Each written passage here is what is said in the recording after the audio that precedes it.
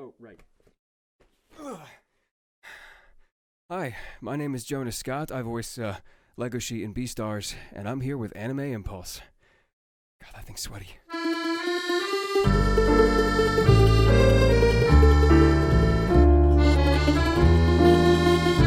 What led me to voice acting? Well, I was a stage actor since I was like 8 years old. I did stage and up to doing even some film work. I did Shakespeare, repertory theater, musicals. I went to college and got a degree in musical theater, but when I was in college, I stayed a week with a friend of mine who lived in New York City, and I thought that my career path was going to take me to Broadway or even off Broadway, because you're not going to go to Broadway immediately. And I realized after hanging out with a bunch of Broadway auditioners that it was grueling and downright mean sometimes.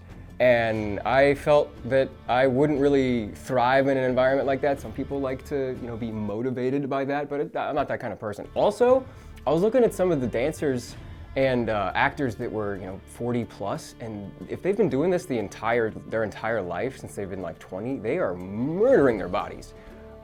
Dancers have the most screwed up feet I've ever seen. Not saying all dancers do, but like, if you've been doing this for a long time and doing pointe and ballet and jazz and stuff, you ruin your body to some extent if you don't do it right. And even if you do it right, there's something just inevitable, like how runners get bad knees. So I came back from that. I was hanging out with my girlfriend in my dorm at the time, and I was playing Titanfall 2 or Titanfall, one of the two. And I love Matthew Mercer. He is like a low-tier god to me. And I was playing the game that he voices Jack Cooper in, and I was like enthralled with the story. I was there. BT 7274 is amazing, and I was like, man, I wish I could do something like that. And my girlfriend's like, why don't you? Somebody gets paid to do that, Jonah. I didn't know who Matt was at the time, and I'm just like, yeah, I guess an actor does get paid to do that kind of thing. And I tried it out, and the remaining years I had in college, I did it online. And people are like, wow, you know what you're doing. You should try and do this for a living. And I scoffed at it for a bit. And then I auditioned for some paying projects and found out that I could indeed make a not insignificant amount of money and support myself and have a lot of fucking fun doing it. So I kind of fell into it as an alternative to musical theater, and it has treated me so well. And everybody involved, it's so kind and the most generous people I've ever met. And I think I'm meant to do this. Personal ceremonies during or after recording. Yes. This is a funny little anecdote. When I started out in LA, I was living with another roommate, and I had a walk-in closet where I would record all of my auditions and stuff. And it gets a little isolating in there. There's no mirror, there's no window, it's just you and a bunch of clothes, right? Sweaters and stuff all over the place, and a microphone just sitting there.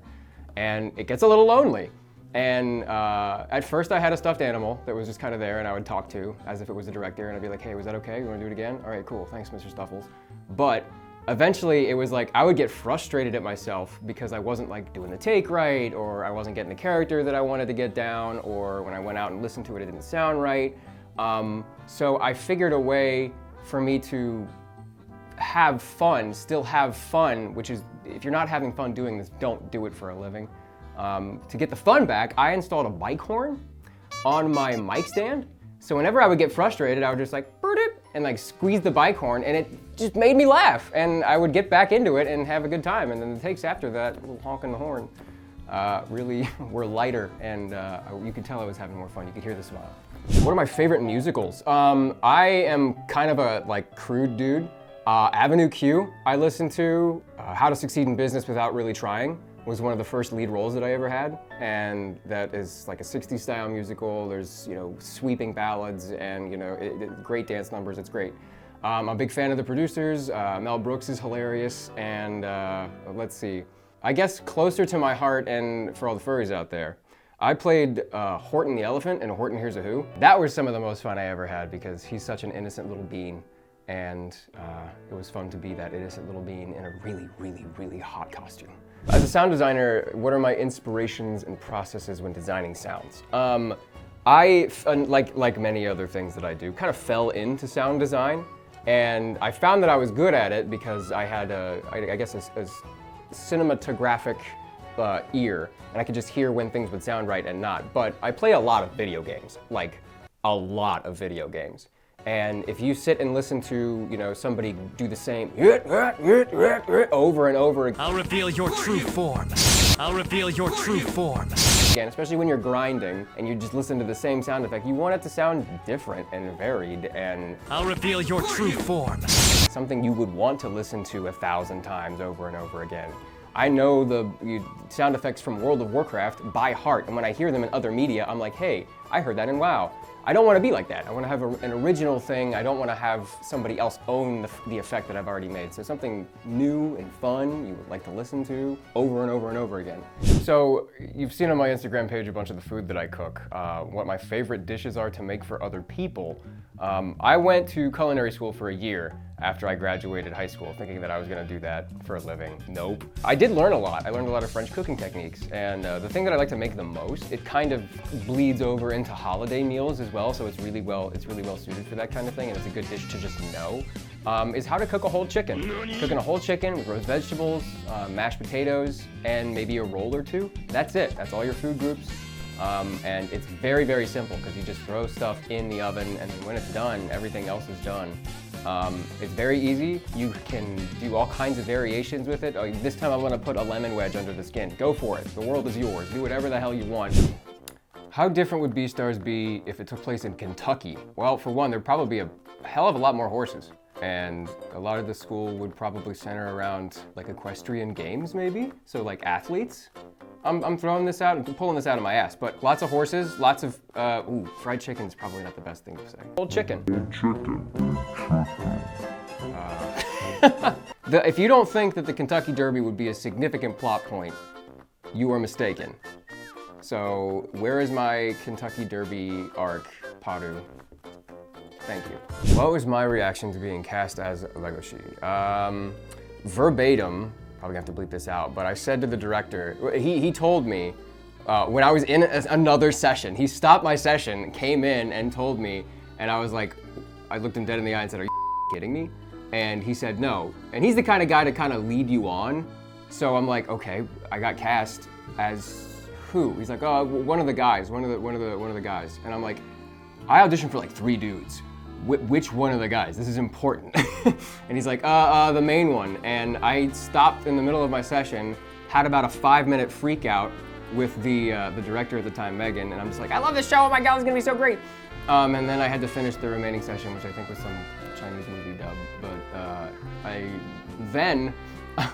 this is a pretty long-winded reaction. But then I left my session and it was really dark, and I went to the small little patio that they have outside the Univision offices down there in the Playa district. And I had a good solid happy cry because this was my first like major protagonist that I didn't know how big of a deal it was at the time, but it was a pretty big deal.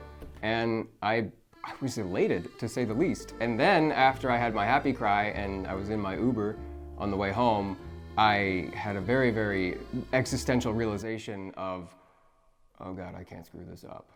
I cannot screw this up. This is a big deal. But that was my initial reaction, and the stress of it kind of waned after my first session, but it was a big deal.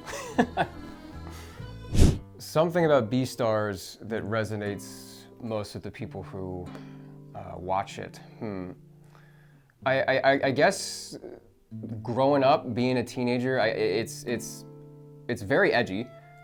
It's very adult-oriented, but not in a grotesque way. It's very tasteful in how it decides to give you this information. That said, it's great for somebody who's like 16 or 17, somebody who is questioning their sexuality, somebody who is just figuring out who they are in this world, as I think, you know, people my age even are still figuring out what exactly they're doing. And watching this show has kind of made me ask myself questions and help me figure out who I am, and the arc that Legosi has, that it continues even into season 2, is incredible, and I really hope to learn more. Growing up, becoming a person, and finding out how you fit as a carnivore or an herbivore, or you know, a man or a woman, whatever, how you fit in society, and why you're here. Something that speaks to me in Beastars, not to get too like grim, But over the past year and a half, I've lost a lot of family members. Both grandparents on both sides and my mother in a year. Actually, on about a span of 4 or 5 months. And they were the ones who inspired me to come out here and do this. Financially, morally, I believe them. And there are several lines in Beastars that when I recorded them, I cried, legitimately, because they resonated so much. My mom always used to tell me when I would call her every day here, just to give her an update, like, oh, I did this audition and I went and talked to this guy and had lunch with these people. And sometimes I would just feel defeated and that I couldn't do anything and that I was stuck. But my mother told me to just keep going forward, keep moving forward. And there's a scene in Beastars in English, verbatim. When I read it in the script, I started to tear up a little bit. And he says, there's a path opening up for me. I don't know where it's going to lead, but I just need to keep moving forward. And I bawled like a child when I read that. And I needed about a minute, 2 minutes, just to kind of recover, because it was so applicable to who I was at the time and who I am right now. And there are several lines like that where I just needed 90 seconds to take it in and process it and give a real performance, which I think it's pretty real. I don't know where this will lead. I don't know how it's gonna look, but a path is opening up for me. I just have to keep moving forward. Everyone, if I would be a predator or a prey animal, everyone I talk to likes to think that I would be a puppy, because my energy is kind of like a puppy and I'm not the tallest person in the world, so I guess I would be someone like a golden retriever like Jack, maybe, or a dog of some sort. Hell, I might even be rooming with Legosi. But on the other hand, my favorite animal in the world is a blue whale, or an otter, which are, I think, omnivorous, but I'd like to be a blue whale, just kind of floating around, living for a couple hundred years, being a boss, eating krill. Sounds chill, especially near the bottom of the ocean. Pretty chill. Okay, which clubs in high school did I end up joining, or wanted to join? I played football for sophomore year. Quickly realized that wasn't my cup of tea. I was in the drama club, obviously. I went to a Catholic all-male high school. And across the street from us was a Catholic all-female high school. 2 completely different high schools, not related at all, but it's just weird they had that dichotomy there. So we would collaborate. The only thing we would collaborate on would be plays and dramatic productions and musicals and stuff. So we got to experience working together without having to go to school with that person. So I would work together with a bunch of women that went to this, all-female Catholic high school, but I would never see them during the day. And I just knew them as almost like professional colleagues or something like that. We'd go to school and then go over and hang out in drama club, sit while everything got blocked, and BS with them in the theater. I had to make a love song playlist. What songs would be on that playlist? Ask me this question like I don't have one. It's a Spotify playlist that I've been crowdsourcing from a bunch of fans and myself. I don't know exactly how many songs are on it at this point, but okay, so here we go. We got some Radiohead. What the hell? There it is. Okay, Bark at the Moon, Ozzy Osbourne. A Wolf at the Door, Radiohead. Why Can't This Be Love? Van Halen, Crazy Little Thing Called Love, Queen, Howl, Florence and the Machine. There's so many here, but a lot of really great ones, especially the classic rock ones and like the hair metal ones that I personally enjoy. I listen to hair metal the entire drive here, so Van Halen is rocking for me. But yeah, I mean, for some reason I pictured Legosi listening to like soft pop maybe, or hair metal. He's a very quiet guy, but he likes to listen to hair metal, so cool. Beastars, there's a lot of growls and gnashing of teeth and snarling and frankly yelling and stuff. Legosi's a quiet guy, but when he gets a little wild, he gets really wild, and that stuff ain't in the M&E track. So I had to go full tilt and snarl and growl and have fun. So that was vocally demanding, but very much appreciated and very cathartic as well.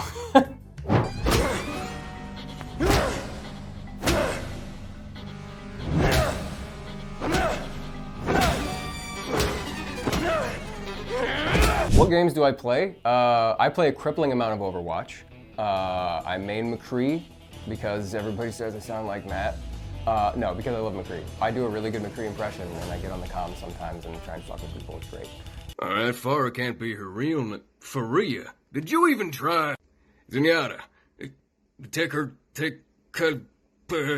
Zenyatta. When I'm not playing Overwatch, I'm playing Apex Legends. Do a really good Mirage impression because I kind of sound like Roger, so I like to freak people out on the comms there, doing my Mirage impression. I play a lot of D&D, a lot of tabletop games. I'm in 3 games right now. I play some World of Warcraft. Whenever I'm online, it's probably me playing a game or me editing lines. So poke me if you're a friend on Discord and I'll say hi. On my Twitch stream, I do voice requests on Friday, and the most absurd things that I get asked usually are copy pastas or like they're direct like fandom memes, which I love doing. Some people like write things specifically for me and a character that they have, which is really, really heartwarming. But the copy pastas are kind of weird. One went kind of viral in the anime community where I read the like, ooh, what's this? Pounces on you, nuzzles your necky wacky kind of stuff, and I kind of gave up halfway through because it got weird. Roar, X3, nuzzles, pounces on you, ooh, you're so warm. I couldn't help but notice your bulgy-wolgy from across the floor. Nuzzles your necky-wecky, tilde, mirror, tilde. Unzips your baggy-ass pants. Oof, baby. You so much. I can't do this. I'm sorry. I can't do this. I voiced for Maggio in JoJo's Bizarre Adventure, and I am gonna show you my Jojo Pose. I've been working on this thing for weeks. It takes a little bit to set up, but I hope the right angle is how it works. Hold on. Of course I'm gonna stand and do it. All right, ready? So you gotta do a little bit of this, right? There you go. Boom. Tiny feet. The stance, the aura, the power for Maggio. What's my favorite JoJo opening? Battle Tendency, I Love You, Ben. A little life advice for people who are going it rough. I've been there. The first year I was out here, I slept on the floor. It does get better though. I'm gonna get a little real here. I suffer from depression and anxiety and social anxiety and but for conventions, I mean, I just gotta power through it and put on a face and I'm still genuine, but it's me being brave, and that's what you guys gotta do if you are scared or depressed. You just gotta be brave and get through it, and like my mom said, just keep going. It does get better. And if you need anything, if you ever want to talk, I have an email just for fans to send me messages, and I get back to you better with email. You can send me a DM on Twitter. They're always open. I read everything. So if you need any help, let me know, and I'll be there to talk to you. What does voice acting mean to me? Oh my God, how much time do we have? I kind of touched on it earlier, but I had decided to do this about 5 years ago. Decided to make the big trek out here and do this for a living because I was inspired by my family members. I've since lost them, but that doesn't mean they're gone. And I want to keep doing this. They all died right as I started booking things. And I was really, really upset for a period of 2 or 3, 4, the entirety of last year, because I wanted them to see that. I wanted them to see that I could do this, that this is a possibility. Like I booked the lead, and like I wanted to show that to them. But they know, and I want to do this. Voice acting means everything to me because they told me that this is what I'm supposed to be doing, and now I know this is what I'm supposed to be doing with my life. Every day I go to work, every day I make a new character, every day I do auditions is me living out my parents' and my grandparents' dream for me. So voice acting means everything to me. Hey gang, thanks for watching my interview. I hope you enjoyed it. I certainly had a blast producing it with the whole team down at Anime Impulse. If you want to keep up with me on social media, I stream every day. Twitch.tv/Jonah Scott. That's 2 O's, not 2 T's. We play competitive video games. We get other voice actors on. We talk shop for a little bit. It is a blast. Come see us sometime. I'm also on Twitter. You'll get all kinds of alerts if you follow me on Twitter @I'm Mr. Transistor. Thank you so much. Hope you guys have a great rest of your day. Peace.